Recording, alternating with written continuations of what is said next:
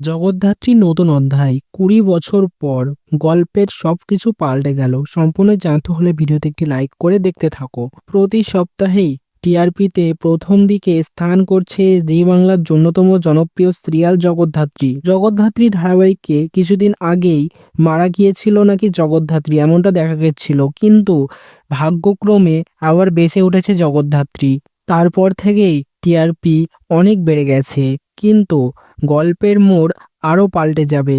TRP যে কারণে আরও বাড়বে। তবে এর মধ্যেই জগদ্ধাত্রী স্বয়ম্ভূকে বাঁচিয়েছে, নিজের স্বামীকে উদ্ধার করেছে। তারপরেই মহাবিপদে পড়ে গেছে জগদ্ধাত্রী। জগদ্ধাত্রীকে ডাক্তারে বলেছে সে আর কোনোদিন নিজের পায়ে দাঁড়াতে পারবে না। স্বয়ম্ভু সেই কেসটাই সামলাচ্ছে।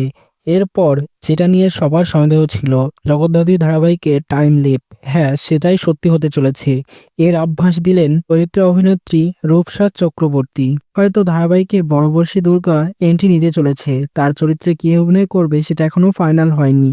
তবে জগদ্ধাত্রী ধারাবাহিকে টাইম লিপ আসবে, সেটাও ২০ বছর ১৮ বছর এরকম হতে পারে। রূপসা চক্রবর্তী নিজের ইনস্টাগ্রামে প্রোফাইলে পোস্ট করেছেন, খুব তাড়াতাড়ি জগদ্ধাত্রীতে বড় চমক আসতে চলেছে।